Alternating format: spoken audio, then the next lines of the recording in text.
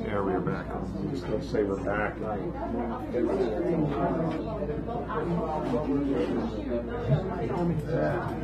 and gentlemen,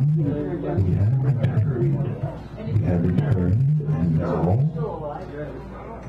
who's the person?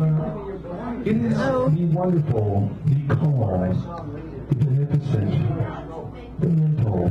Alan. No. It's Alan Harris coming up to the mic first. Just seeing you. Ladies and gentlemen, give that a round of applause. You won't believe what you're about to hear, even after you hear it.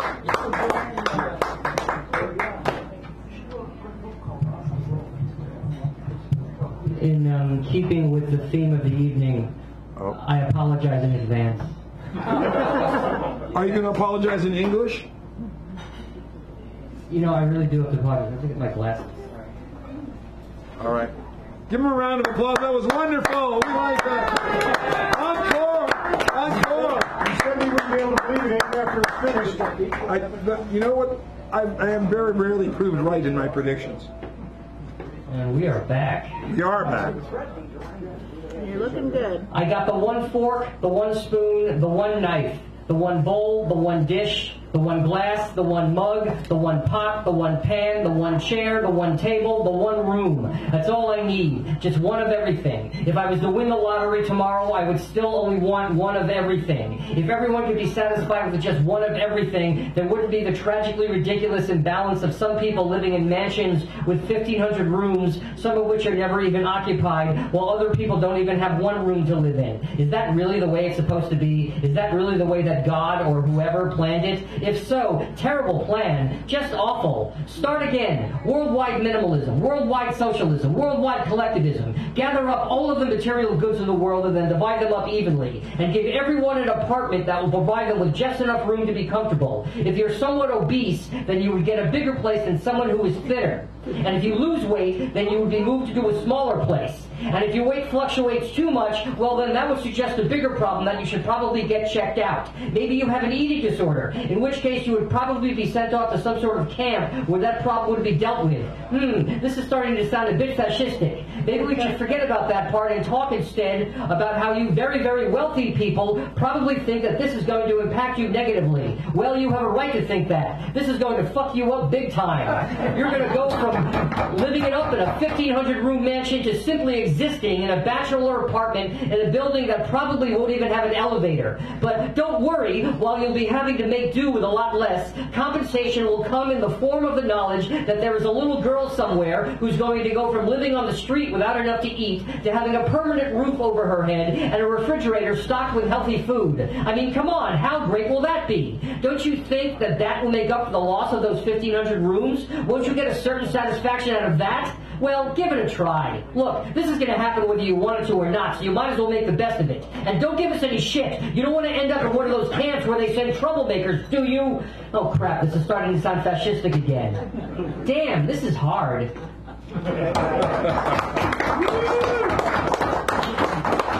Thank you. You're welcome. Yeah, that's a good one.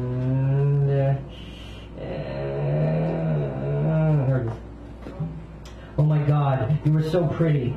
You're so pretty that you make me nervous. Okay, so everything makes me nervous. But you make me this unique kind of nervous, which causes the narcissism that I've come to rely on so heavily just melt away, and then I just want to fill your eyes with pleasure.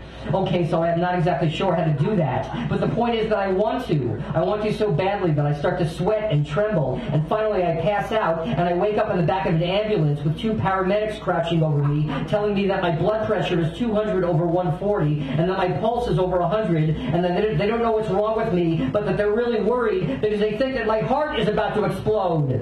And that's not good. I need my heart. Because besides being the organ responsible for the pumping of oxygenated blood to the body and oxygen-poor blood to the lungs for reoxygenation, the heart is also there to remind me that you are smart and talented and sweet and sexy and brave and unconventional and disturbing and fascinating and pretty. You're so goddamn motherfucking pretty. And quite frankly, I really hate feeling this way because while on the one hand, it's great to be in a relationship where the police never have to be called because I feel safe falling asleep in an apartment which contains my lover, cutlery, and my penis, I am, on the other hand, confused and intimidated by these things which you earthlings call love and happiness, being much more comfortable with states of mind like despair and disgust and paranoia and rage. Although, on yet another hand, after decades of therapy, in which I have struggled to break down the walls which have been put up by my subconscious as a manifestation of a fear of intimacy deeply rooted in childhood issues of abandonment and self-esteem, I finally have my first breakthrough when I help you on with your coat. Thank you. Told you. Alan Harris. And now, Sharon, would you kindly come to the mic, please? And then we got Hal, our mini feature, and Greg, our street closest reading bulldozer. Unless someone else says I won't read. And then we'll take care of that. It's a little piece from a Midwestern girl. It's called Stilts. Janice's mother announced that her brother Michael was coming home for the weekend from Lawrence. By the way, he's a big guy, and he's bringing his roommate home with him to visit us. Just a warning, he doesn't want you girls hanging around, giggling and tee-heeing. By the way, we are 7, and they are freshmen in college. He wants the little pests out of the way. Upstairs, playing with our favorite white dolls, Linda, Michelle, and Dina. In our own world, we hear the doorbell ring. Downstairs, we hear low voices. Must be Michael and his friend. Our fantasy world continues, and Bernice brings up our lunch. The best pimento cheese grilled sandwiches, Guy's potato chips, cold lemonade, and homemade brownies with chocolate frosting. Yum. Janice Marie, Sharon K. Her mother calls. We open the door, go to the top of the stairs, and dolls in arms. Yes, ma'am. Come down here and meet Michael's here. And as we descend the steps, we see legs in the living room. I mean legs. This is no little house. This is a Victorian house. And there's a lot of legs in the living room. And deep voices. We get to the living room, and there they are. Button-down shirts, V-neck sweaters, chinos, fresh from KU, University of Kansas, Jayhawks, and windbreakers with the monograms that match. And legs everywhere. His roommate stands up, extends his hand to us. Wow. Wow. Wow. It's like a clown on stilts. Our eyes, they stare, and our heads slowly go up. He leans down and shakes our hand, and we scream, or rather shriek, and run up the stairs, close the door, and giggle and tremble. A couple of hours later, Bernice tells us Michael has to go. He and his roommate are going to meet some more kids from KU. About 30 minutes later, we hear voices. We hear voices that come in the hall. Janice, Sharon, come say goodbye. You'll be in bed by the time they get here. Sharon, you're spending the night. We brace ourselves, and we come to the top of the stairs. The big guy again. We stand on the landing and wave. Michael blows us a kiss. Goodbye, Michael. Goodbye, Wilson. Yay.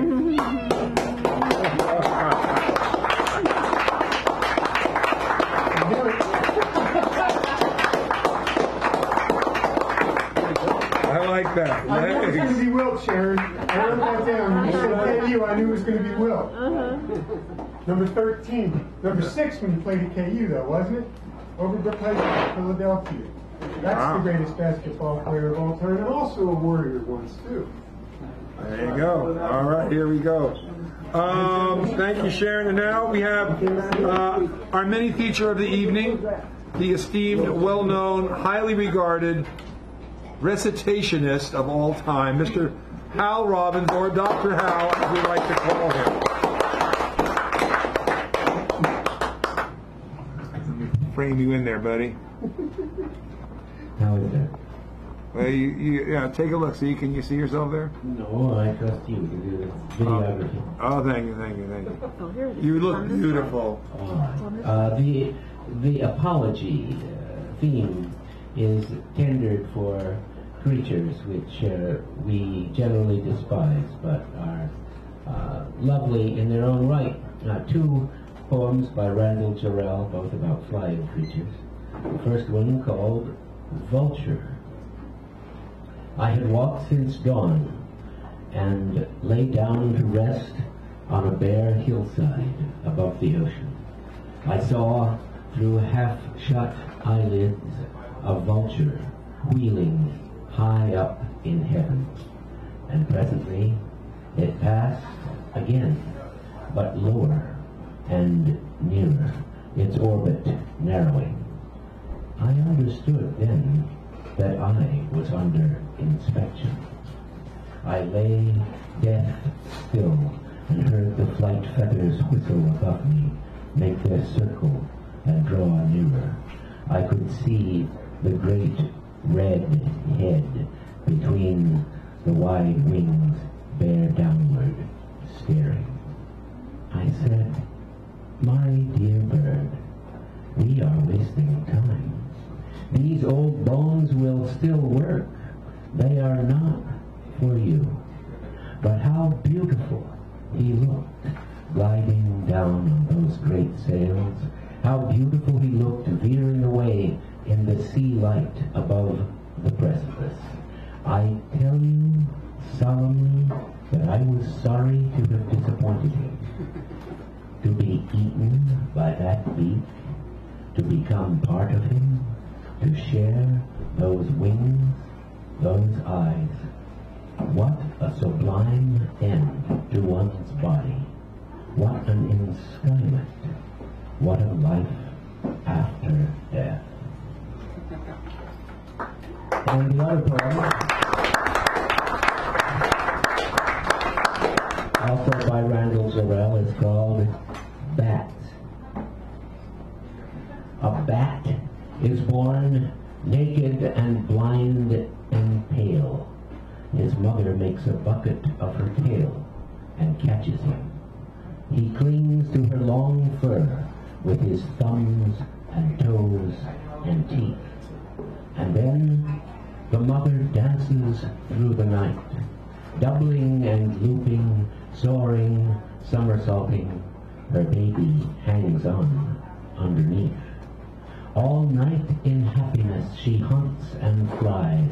Her high, sharp cries, like shining needle points of sound, go out into the night, and echoing back tell her what they have touched.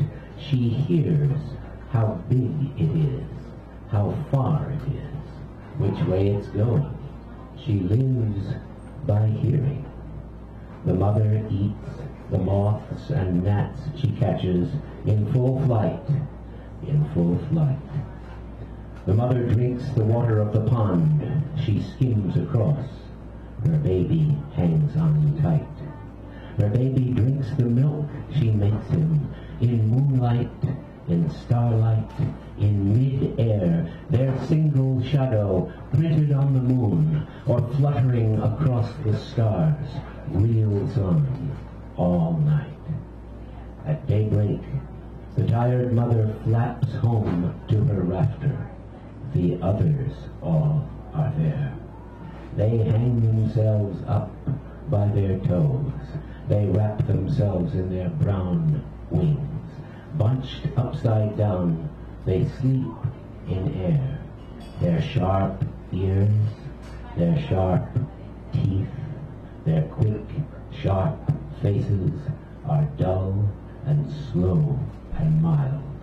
All the bright day, while the mother sleeps, she folds her wings about her sleeping child. Thank you. Well, you have 4 more minutes. You're the mini feature. You have 8 minutes. I had more. Yeah. Because you're the mini, remember. I thought 2 was what you got for the mini. So how much more? You have 4 more minutes. 4 more minutes. Because you have a total of 8 for the mini. 4. What can I get in there? 4. Well, There's always something else. Yes.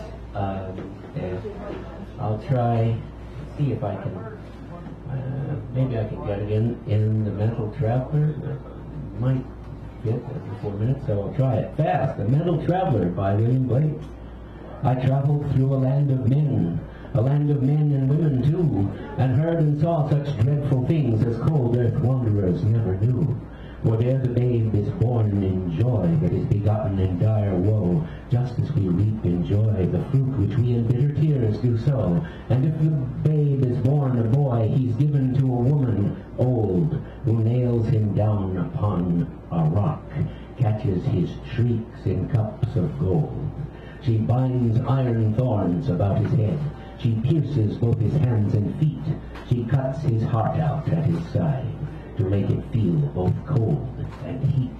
Her fingers number every nerve, just as a miser counts his gold. She lives upon his shrieks and cries, and she grows young as he grows old, till he becomes a bleeding youth, and she becomes a virgin bright. Then he rends up his manacles and binds her down for his delight. He plants himself in all her nerves, just as a husbandman his mold, and she becomes his dwelling place, and garden fruitful 70-fold. An aged shadow, soon he fades, wandering round an earthly cot, fulfilled all with gems and gold which he by industry had got. For these are the gems of the human soul, the ruby and pearl of the lovesick eye, the countless gold of the human heart, the martyr's groan, the lover's sigh. They are his meat, they are his drink. He feeds the beggar and the poor, and the wayfaring traveler. Forever open is his door. His grief is their eternal joy. They make the roofs and walls to ring, till from the fire on the hearth a little female babe does spring. And she is all of solid fire, and gems and gold that none his hand dare stretch to touch their infant form, or wrap her in his swaddling band.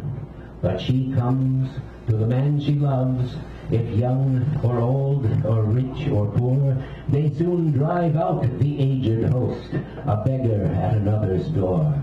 He wanders weeping far away until some other take him in, oft blind and age-bent, sore distressed, until he can a maiden win. And to allay his freezing age, the poor man takes her in his arms. The cottage fades before his sight, the garden and its lovely charms. The guests are scattered through the land, for the eye altering alters all. The senses wrap themselves in fear, and the flat earth becomes a ball.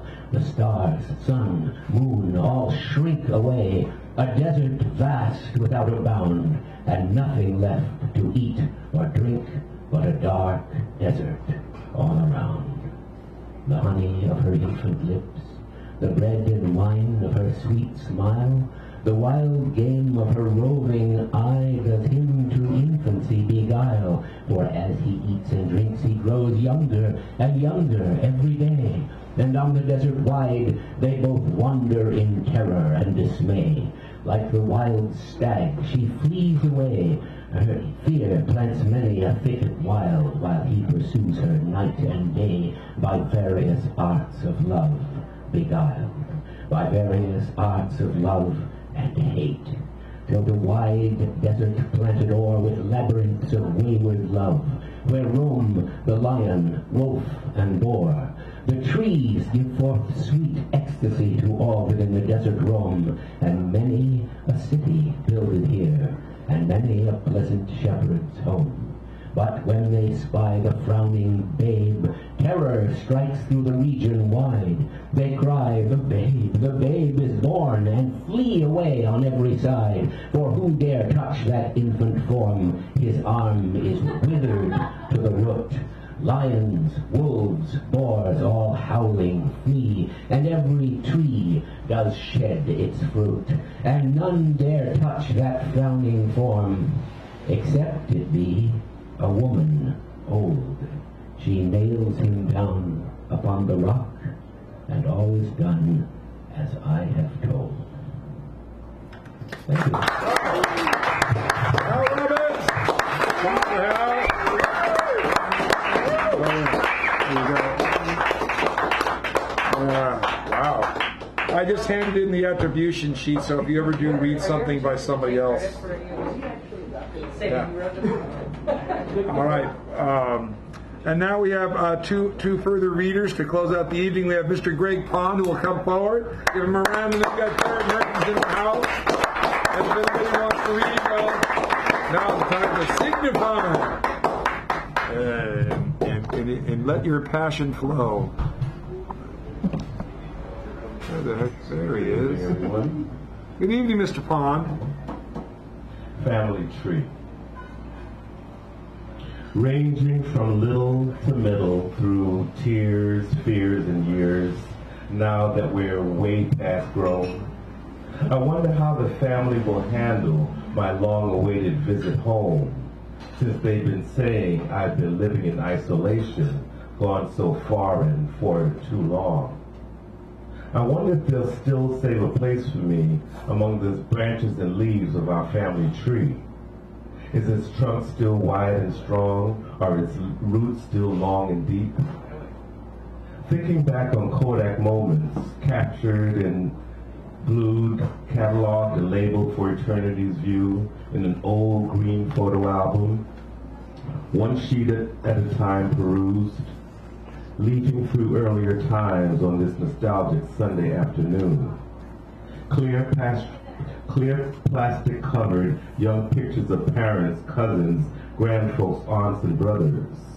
A noble attempt to reconnect the dots, possibly estranged, despite occasional calls, Christmas cards, and how we may have changed, thick or thin, slow or shaky, bald or gray. I wonder if I'll look old to them, or in my eyes, if they'll look the same, while we don our evolving masks, evidenced as much by experience as by wrinkles or calendar age. I wonder if they'll ignore me, throw a party, light a candle, maybe stage a play. I wonder how the family's going to handle when I come home again.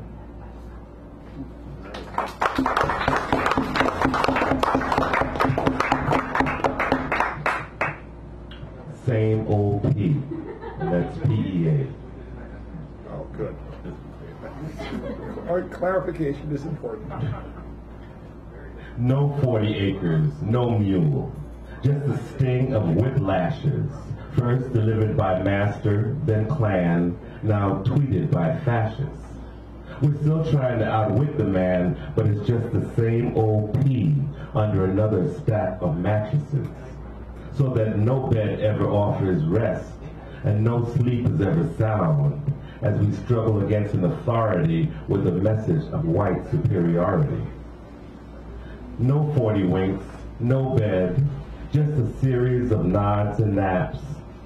If we fall into REM, we'll fall once again into the trap of the Ghostmaster's plan. We grow restless and stressed, get no relief because we get no sleep. Still feeling the same old P under a new stack of fascists.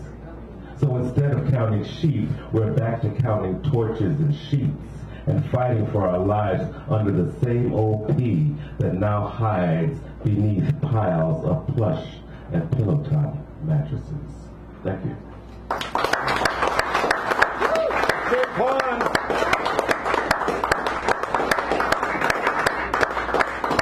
I love that voice. All right.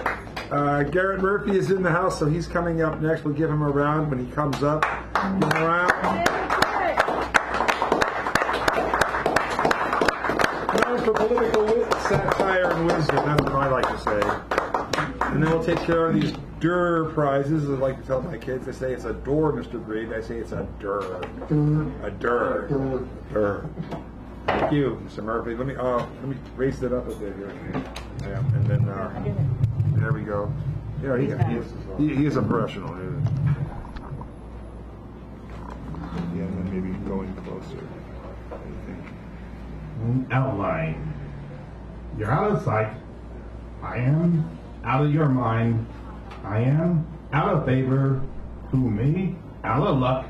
I beg your pardon. Out of sense. Nonsense. Out of bounds. York bounds. Out of place. Oh, really?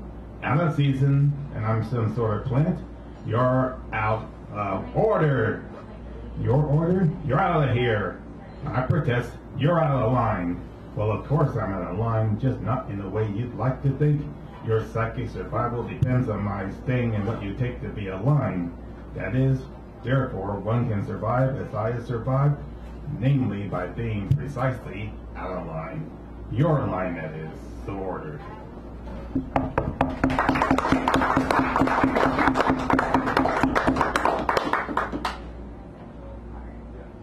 The Oppressor Rulebook. Attention, if you are reading this or hearing this, you have no doubt purchased the Oppressor Rulebook. Rest assured are aimed to take you to reach commandment in this manual to make you achieve all your efforts work for your investment. We shall begin the reading of the commandments which are as follows. Oppressors expect kudos from the ones they oppress. Oppressors feel good by making others feel bad. Oppressors take symbols as easy targets instead of going after the actual culprits. Oppressors believe that they are the soul of existence. Oppressors believe that only they can be right and are shocked that others can possibly think for themselves. Oppressors already believe that they are perfect, so how dare we oppose them? The oppressors' favorite hiding places are tradition, popular opinion, authority, bowl numbers, and sound bites. Oppressors never believe that their actions are wrong. Oppressors never believe they can never be wrong. That is what makes them oppressors. Warning! Some oppressors believe they can never be oppressors simply because the institutions make that impossible. On the contrary, you don't have to be a race to be an oppressor. You don't have to be a gender to be an oppressor. You don't have to be an economic state to be an oppressor. Don't have to be a hierarchy to be an oppressor. Don't have to be a religion to be an oppressor, or ideology, size, nationality, or any other demo to be an oppressor. And you just have to oppress to be an oppressor, and not even for 24 hours to be an oppressor. And you sure can't be born an oppressor, for oppression is action plus intention on accident of birth. Oppression is oppression is oppression is oppression. Therefore, you too can be an oppressor. And now the replies from the makers and readers of this book. What do you have to say? No, poppycock, preposterous, erroneous. I do it because I love you, baloney. I didn't do anything wrong. Deal with it. It's your fault, your problem. Get with the program. Go with the flow because I said so. Rebecca the others, just tell us and all in your mind. You'll thank me for it today. Obey authority, my way or the highway. Do as I say, never mind what I do. It's your destiny. It's genetic in your face. You just made it up, made it up, made it up. Well, what can you expect from a perpetrator but a typical oppressor line? That concludes this reading of the Oppressor Rulebook. See never for more options.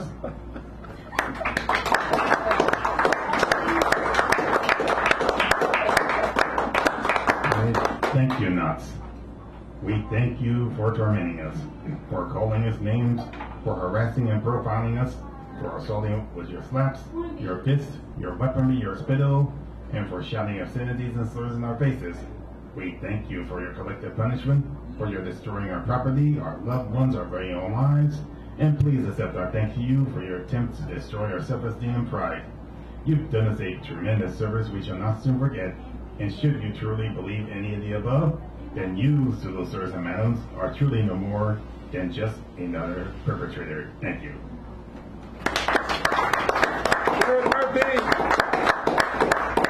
I love the Oppressor Rule. All right, now, barring any last-minute individuals say, "Can I go on the mic?" Is there anybody who would like to do that? Just checking. Could you do that one again? That's great. Can I go on the mic? Oh, yeah. Thank you. All right, so that takes us to one of my favorite parts of the evening. When you came in, you signed in next to a net number. You notice there are numbers on these cards. And my kind co-host here is going to shuffle them and randomize them so no one will accuse me of shuffling the deck in my favor. I always take my card out because I'm trying to distribute these things, not collect more. As they say in France, mon Dieu. Oui. Mon